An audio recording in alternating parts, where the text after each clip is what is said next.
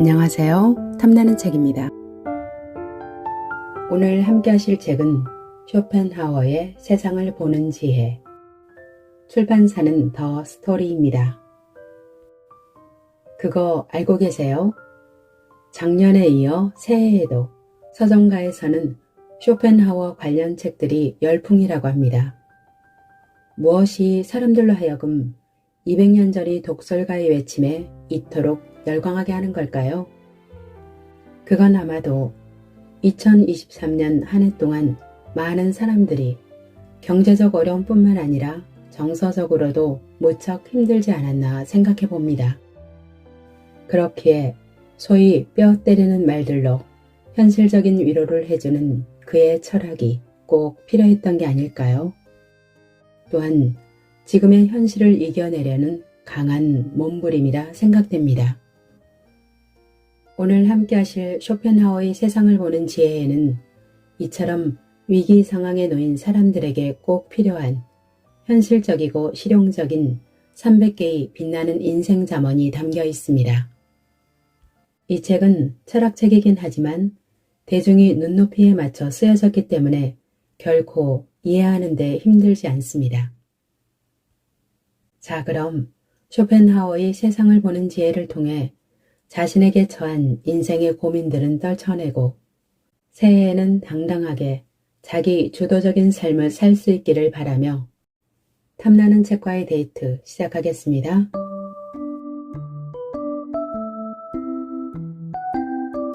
당신의 명예를 함부로 말하는 사람에게 똑같이 해주겠다고 경고하라. 당신의 명예를 결코 남의 손에 맡기지 말라. 당신에게도 똑같은 권리가 주어지지 않는다면 말이다. 그러니까 양쪽 모두 침묵해야 유리하고 발설하면 손실이라고 약속해야 한다. 양측의 명예가 똑같이 걸려있을 때에만 서로가 상대방의 명예를 지켜주기 위해 조심한다.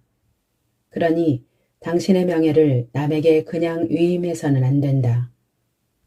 하지만 일단 그런 일이 벌어졌다면 신중한 대처보다는 단호한 주의가 필요하다.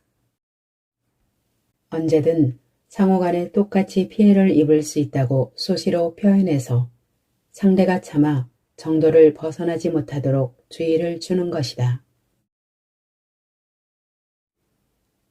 무뚝뚝하지 말라. 다가가기 편해야 조언도 건넨다.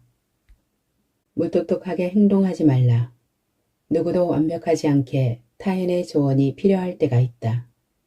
그런데도 남의 말을 전혀 듣지 않겠다면 구제불능이다. 심지어 압도적인 지성의 소유자도 친절한 조언을 들어야 한다.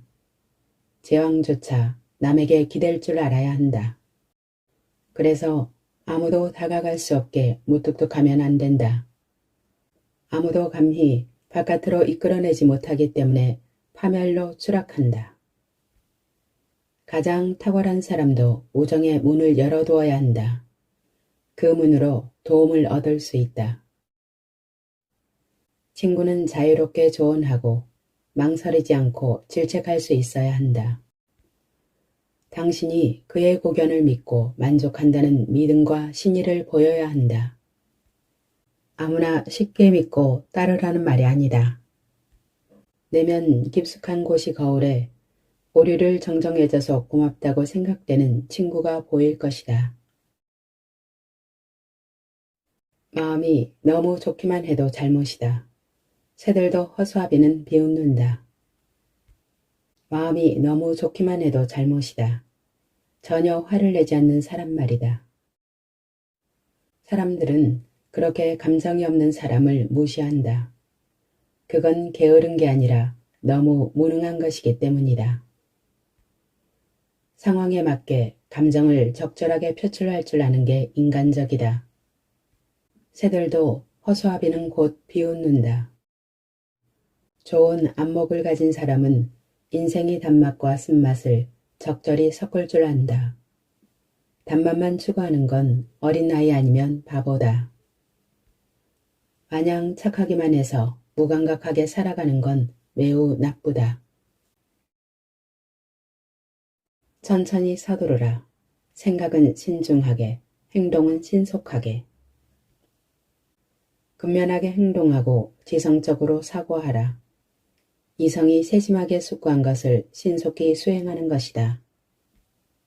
바보들은 서두르는데 이를 추진할 시점을 정확히 알지 못하고 부주의하게 착수하기 때문이다. 반면 지혜로운 사람들은 오히려 지나치게 신중하다가 실수하곤 한다. 왜냐하면 때때로 추진력이 결여되어 올바른 판단의 결실을 이루지 못하기 때문이다. 신속함은 행운의 어머니이기도 하다. 무엇이든 내일로 미루지 않는 사람이 많은 것을 성취했다. 천천히 서두르라를 진정 금과옥조로 삼아야 한다. 유언을 남기듯 말하라. 말 실수할 시간은 있어도 주워 담을 시간은 없으니까. 말을 주의하라. 경쟁자들과 말할 때는 신중하고 다른 경우에도 체면을 지켜 말하라. 한마디 더 할 시간은 항상 있지만 한마디를 철회할 시간은 결코 없다. 유언을 남기는 것처럼 신중하게 말하라. 말수가 적을수록 싸움은 줄어든다. 사소한 담소에서부터 연습해두어야 중요하고 비중 있는 대화에서도 실수하지 않는다. 묵직하고 비밀스러우면 신성한 기운을 풍긴다. 가볍고 경솔하게 말하는 사람은 곧 실수하고 실패한다. 지인의 결점에 익숙해져라. 오래갈 관계라면 반드시 그래야 한다. 지인의 결점에 익숙해져라. 특히나 서로 의지하고 있는 관계라면 반드시 그래야 한다. 성격이 고약하지만 함께 살아가야 하는 사람들이 있다. 그래서 영리한 사람들은 그 고약한 성격에 익숙해져 버린다. 못생긴 얼굴도 자꾸 보면 정들듯이 말이다. 그러니까 상황이 급박해서 어쩔 수 없이 참는다는 식으로 생각하지 않는다. 처음에는 물론 경악하겠지만 점차 충격이 사라지면서 미리 숙고해서 불쾌감에 대비하거나 견딜 수 있게 된다. 사랑에도 거리를 두고 미워도 곁을 주어라. 친구도 적도 영원하지 않다. 오늘이 친구들을 신뢰하되 내일은 그들이 적이, 그것도 가장 나쁜 적이 될 수도 있다고 생각하라. 실제로 현실에서 이런 일이 벌어지기 때문에 미리 머릿속에서 대비해야 한다. 우성의 변절자들 손에 나중에 가장 처참한 전쟁을 수행할 무기를 쥐어주면 안 된다. 반면에 적들을 향해서는 화해의 문을 늘 열어두어야 한다. 그것이 고결한 관용의 문이라면 더 안전할 것이다. 너무 성급하게 복수했다가 지독한 고통에 빠지는 경우가 많다. 자신이 가한 악한 타격에 대한 통쾌함은 이내 슬픔과 절망으로 바뀔 것이다. 허물없이 지내지 말라. 친밀함을 무례함으로 착각하는 사람이 많다. 친밀한 관계를 조심하라. 이용하지도 말고 이용당하지도 말라는 말이다. 친밀해지면 상대에게 발휘했던 탁월한 영향력을 상실하면서도 존경심도 잃는다. 별들은 멀리 떨어져 있기에 찬란하게 빛난다. 신성함에는 격식이 필요한데 친해질수록 무시하게 된다. 자신을 더 많이 드러낼수록 불리해지는 것이 세상 사는 이치다. 말하지 않고 두어야 더 좋았을 온갖 이야기들을 쏟아낼 수 있기 때문이다. 그래서 너무 허물없이 지내는 것은 바람직하지 않다. 윗사람은 불쾌해하고 아랫사람은 불편해한다. 특히나 평범한 사람들은 어리석어서 무례해지는데 상대의 호의를 의무로 착각하기 때문이다. 친밀함은 천박함으로 변질되기 쉽다. 경쟁하지 말라. 이겨봐야 상처뿐인 영광이다. 경쟁하지 말라. 경쟁은 어쨌든 신뢰에 흠집을 내고 그 틈에 경쟁자들이 비난을 쏟아부어 당신을 위태롭게 하며 기회를 잡을 것이다. 정직하게 수행되는 전쟁은 거의 없다. 경쟁자들은 예의상 숨겨줄 수 있는 잘못들까지 들춰서 폭로한다. 경쟁자가 없는 사람이 오래 명성을 유지한다. 경쟁이 과열되면 잊혀진 스캔들도 되살아나고 해묵은 잘못들까지 파헤쳐진다. 경쟁은 상대를 폄하하는 것으로 시작되었다가 결국 허용되는 범위를 넘어서 할 수 있는 모든 수단을 총동원하게 된다. 그렇게 무기를 남용해도 목적을 달성할 수 없으면 적들은 이번에는 복수를 위해서 캐캐묵은 수치들에서부터 먼지를 떨어내고 들이민다. 호의적인 사람들은 늘 평온하다. 그들은 영성과 품위를 유지한다. 아픈 손가락을 내보이지 말라. 돌아오는 건 위로가 아니라 공격일 것이다. 아픈 손가락을 내보이지 말라. 그랬다간 모두가 그곳을 칠 것이다. 아프다고 불평하지도 말라. 악인은 항상 상처를 낼 수 있는 약점을 겨냥한다. 화내봐야 소용없고 더 놀리고 짜증나게 할 것이다. 악인은 고의로 상처를 찾아내 덧나게 하고 화살을 날려서 격분하게 하고 수천 개의 독침을 쏜다. 신중한 사람은 자신이 맞았다는 것도 개인적이거나 타고난 것이든 어떤 종류의 약점도 결코 드러내지 않는다. 왜냐하면 때로는 운명조차도 가장 아픈 곳을 찌르기를 좋아하기 때문이다. 그러니 절대로 상처도 기쁨도 드러내지 말라. 그래야 상처는 끝나고 기쁨은 지속될 테니까. 아둔한 자는 친구를 이용하고 지혜로운 자는 적을 이용한다. 적을 이용하라. 적의 칼을 잡되 칼날을 잡아서 베이는 것이 아니라 칼자루를 잡아서 해를 입지 않는 것이다. 그러려면 적의 행동을 파악해야 한다. 아둔한 자는 친구를 이용하지만 현명한 사람은 적을 이용한다. 종종 적의 악감정은 이제껏 마주해보지 못한 수준으로 거대하다. 그래서 많은 사람들이 적 때문에 위대해졌다. 아첨이 증오보다 위험하기 때문이다. 증오가 쓸어버리려 벼르는 결점을 아첨은 감춰버리기 때문이다.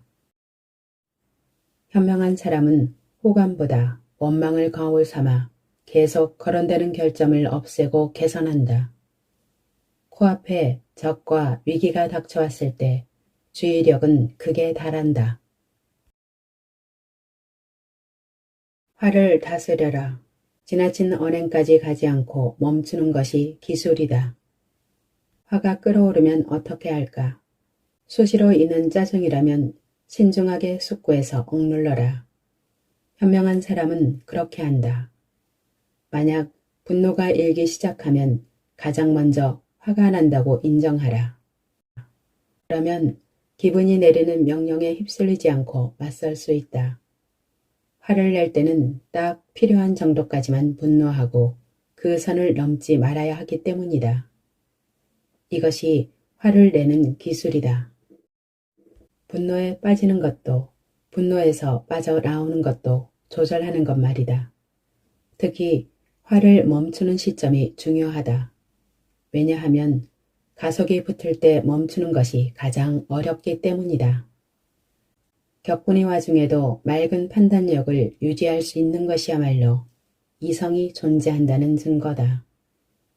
열정이 과도해질 때 이성적 처신에서 이탈하게 되지만 탁월하게 주의할 때 이성은 결코 함정에 빠지지 않고 커다란 보호벽을 넘지 않는다. 화를 다스리려면 늘 주의라는 재갈을 손에 꼭 쥐고 있어야 한다. 의심이 든다면 시작하지 말라. 이성이 보내는 위험 신호는 이유가 있다. 의심이 든다면 결코 일에 착수하지 말라. 행위자의 마음에 실패에 대한 염려가 들면 관객, 특히 경쟁자는 이미 실패를 확신하고 있을 것이다. 어떤 행위에 거리낌이 든다면 나중에 냉정하게 돌이켜 봤을 때도 어리석은 행위일 것이다. 이성이 위험 신호를 보내는 행위는 하지 않는 게 낫다. 지혜는 확률에 의존하는 게 아니라 이성의 길을 따라 움직인다. 수립되자마자 의심이 드는 계획이라면 그런 사업이 어떻게 잘 진행되겠는가? 우리 내면에서 철저히 사고해서 자신있게 내린 결정들도 종종 불행한 결말을 맞이하는데 하물며 동요하는 이성 속에서 불안정한 판단력으로 내린 결정은 말할 것도 없다. 지나치게 정직하지 말라. 정직한 사람을 속이기가 가장 쉽다. 지나치게 온순한 성격을 갖지 말라. 오히려 비둘기처럼 순수하면서도 뱀처럼 교활해야 한다. 정직한 사람을 속이기가 가장 쉽다. 결코 거짓말을 하지 않는 사람은 다른 사람을 잘 믿고 결코 속이지 않는 사람은 남들을 잘 신뢰한다. 기만당하는 것은 어리석음에 기인하지 않고 오히려 때때로 선의에 기인한다. 두 가지 부류의 사람들은 손실을 잘 방지할 줄 안다. 노련한 사람들은 자신들의 희생으로 손실을 아주 잘 방지하고 영리한 사람들은 타인들의 희생으로 손실을 아주 잘 방지한다. 누구도 지나친 정직함을 지녀서는 안 된다. 괴물로서가 아니라 오히려 기적으로서 비둘기와 뱀을 자신 안에 합일해야 한다. 마음이 소리를 들어라. 천부적 예언자의 소리를 무시하는 것은 어리석다. 당신의 마음을 믿어라. 특히 확신이 든다면 더욱 믿어라. 절대로 부인하지 말라. 왜냐하면 마음은 종종 가장 중요한 것을 예언하기 때문이다. 어떤 사람들은 자신의 마음의 소리를 듣기를 두려워해서 죽었다. 두려워서 피하기보다 차라리 듣고 해결책을 고민하는 게 더 낫지 않은가. 많은 사람들이 천부적으로 아주 참된 마음을 타고났기에 불행을 경고하고 사고에 경보를 울리게 되어 있다. 악을 기다리는 것은 어리석으나 극복할 방법을 모색하기 위해서라면 지혜롭다. 행운의 여신을 보면 과감하게 전진하고 불운이 닥치면 잠시 물러서 있어라. 행동을 해야 할지 말아야 할지 당신의 운을 따져서 결정하라. 사실 기질을 살피기보다 그냥 운에 의존하는 사람이 더 많다. 마흔이 되어서야 건강을 챙기는 한심한 사람보다 마흔에야 세네카를 읽는 자들이 더 어리석다. 그래서 행운도 기다리면서 동시에 올바른 방향으로 끌어오고 제때 이용하기도 하는 것이 매우 중요하다. 왜냐하면 행운이 언제 어떻게 올지 알 수 없기 때문이다. 그러니 행운의 여신이 보이면 과감하게 전진하라. 그녀는 용감한 청년을 사랑한다. 반대로 불운이 닥쳤다면 아군의 별이 시련을 더하지 못하도록 오히려 물러서 있어라.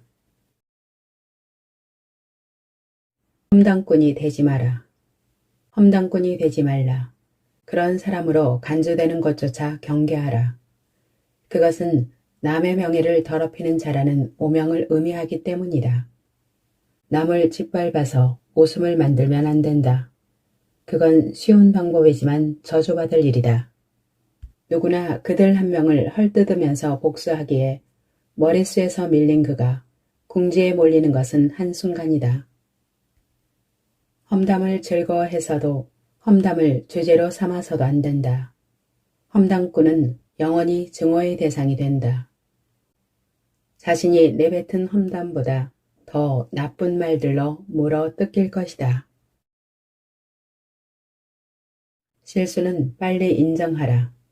변명으로 덮을수록 조롱만 당할 뿐이다. 어리석은 짓을 계속하지 말라. 많은 사람들이 한 번의 실수에 의무감을 느끼고 길을 잘못 들었는데도 그 길을 계속가는 것이 의지라고 생각한다. 그들은 내심 후회가 밀려와도 겉으로는 변명한다. 그래서 애초에는 부주의하다고 지적받지만 나중에는 어리석다고 경멸을 받게 된다. 신중하지 못한 약속이나 잘못된 결심에는 구속될 필요가 없다. 그런데도 어떤 사람들은 처음이 줘야 한 행동을 고수해서 집요하고 심술궂은 바보가 되려고 한다. 희망을 주며 의존하게 만들어야 당신을 따른다. 사람들이 당신을 따르게 만들어라. 도금사가 아니라 숭배자가 우상을 만드는 법이다. 현자는 사람들에게 고마운 사람보다는 필요한 사람이 되고자 한다. 그러려면 그들을 희망의 밧줄로 묶어놓는 것이 전략이지 그들이 감사의 말만 믿고 놔두는 것은 얕은 수다.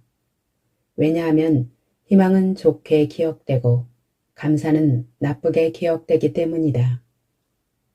사람들은 존중할 때보다 의존할 때 더 큰 감정을 느낀다. 사람들은 갈증이 해소되면 곧바로 샘에 등을 돌리고 오렌지는 으깨진 후에는 황금빛 접시에서 거름 속으로 내던져진다. 의존감이 사라지면 호의적인 태도는 존경심과 함께 끝난다. 그러니 희망을 주되 그것이 결코 완전히 충족시키면 안 되고 그 상태를 유지하라. 심지어 상대가 당신의 군주인 경우에도. 하지만 당신이 잘못될 때까지 지나치게 침묵해서도 안 되고 당신의 이익을 위해 누군가 치명적인 손해를 보게 해서도 안 된다. 성인이 되어라. 한마디로 말해서 성인이 되어라. 이 한마디로 모든 게 설명된다. 덕은 완전해지는 길목이자 모든 복이 중심이다. 덕은 사람을 이성적이고 신중하고 사력있고 현명하고 지혜롭고 대담하고 숙고하고 정직하고 행복하고 인정하고 참되게 하며 모든 면에서 영웅으로 만든다. 사람은 신성함, 건강, 지혜로 행복해진다. 덕은 소우지이며 양심이라는 반언을 이룬다. 덕은 매우 아름다워서 신과 인간 모두의 호의를 얻는다. 덕은 더없이 사랑스러우며 오직 악덕만은 혐오스럽다. 덕만이 진지한 문제이고 다른 모든 것은 농담이다. 사람의 능력과 깊이는 행운이 아니라 덕으로 측정할 수 있다. 덕만 있어도 완전하다. 덕 있는 인간은 살면서 사랑받고 죽어서는 기억된다. 오늘의 낭독 여기까지입니다. 끝까지 함께 해주셔서 감사합니다.